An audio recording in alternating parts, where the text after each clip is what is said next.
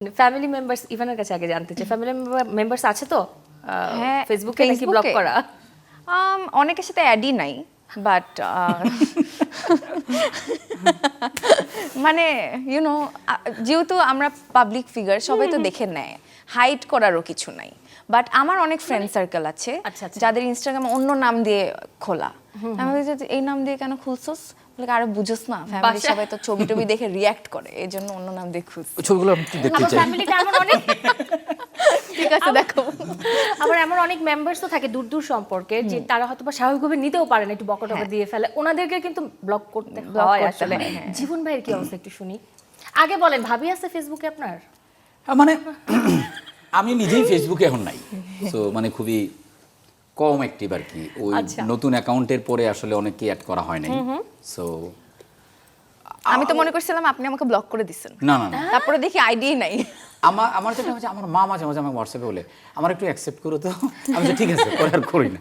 অবশ্য আমার ওই ঝামেলা না, কারণ আমি যেহেতু ফেসবুকে খুব একটা অ্যাক্টিভ না, বা মেয়েদের ক্ষেত্রে সেই ঝামেলাটা হয় যে ঘরে একরকম পোশাক পরলো, বাইরে গিয়ে আরেক রকম ছবি দিল, বা ছবির অ্যাঙ্গেল বা এক্সপ্রেশন একটু ডিফারেন্ট হয়, তখন স্লিভলেস এগুলো নিয়ে তো আমাদের একটু অ্যাংজাইটি আছে। ছেলেদের ক্ষেত্রে তো আসলে এটা আসলে নাই।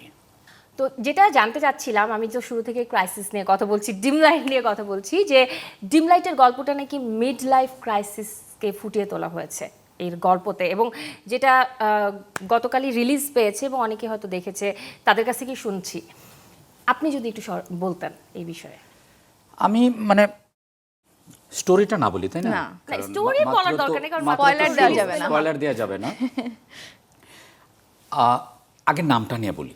নামটা আমি আসলে মেটাফরিকভাবে আসলে ইউজ করা, ডিম লাইট। মানে ডিম লাইট আসার সাথে সাথেই, নামটা আসার সাথে সাথে আমরা একটু ভিজুয়াল করে ফেলি, যেটা আমরা শুরুর দিকে আমরা আড্ডা বলছিলাম যে অন্ধকার পছন্দ না। তো আমার গল্পের একজন চরিত্রে তার অন্ধকার পছন্দ না, সে একটু আধো আলো চায় আর কি, অন্ধকার তার ভয় লাগে।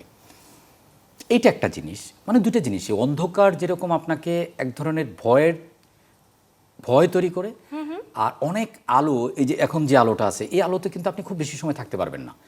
অনেক আলো আপনার এক ধরনের অসহ্যতা তৈরি করে। আর ডিম লাইটটা এক ধরনের মানে ফিল গুড, যেটাকে আমরা ফিলিং গুড, ওই ব্যাপারটা দেয় আর কি। সো সম্পর্কের ক্ষেত্রেও আসলে তাই, যে অনেক ভালোবাসাবাসীও আমি পাইছি, দেখছি, এইগুলোও আসলে অসহ্য লাগে। আবার ভালোবাসাহীন জীবনও আসলে অসহ্য লাগে। সো এর চেয়ে বরং ব্যালেন্স, ডিম লাইটের মতো আলতো করে আস্তে আস্তে, তেল লবণ পেঁয়াজ যদি এরকম সংসারের মধ্যে দরকার, এরকম একটু মারামারি খুনসুটিও দরকার, মাঝে মাঝে বাইরে খাইতে যাওয়া, একটু গোলাপ ফুল, এইগুলো আসলে দরকার। It's a part of life. So রিলেশনশিপের ক্ষেত্রে এই জিনিসগুলো খুবই মানে মেটার করে মেজর, মানে এইটা আমার ফিলিং। মানে এটা ইটস নট লাইক যে আমি খুবই মানে রিলেশনশিপ মেন্টর হিসেবে কথা বলতে চাই, সেটা ওরকম না, এটা আমার ভাবনা আর কি। সো ওই জায়গা থেকে আমাদের গল্পটা ক্রাফট করা আর কি। তো আমরা,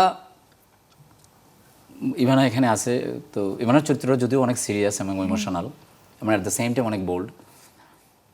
আমরা অনেক হাস্যরসাত্মকভাবে বলার চেষ্টা করছি। টিজারেও যতটুকু দেখলাম যে পার্সা ইভানাকে খুব গ্ল্যামারাস, খুব বোল্ড একটা লুকে প্রেজেন্ট করা হয়েছে, এবং আমার কেন যেন মনে হচ্ছে যে ওর চরিত্রটাতেই একটা বিউটি আছে, একটা আছে এটার মধ্যে, চরিত্রটা আছে।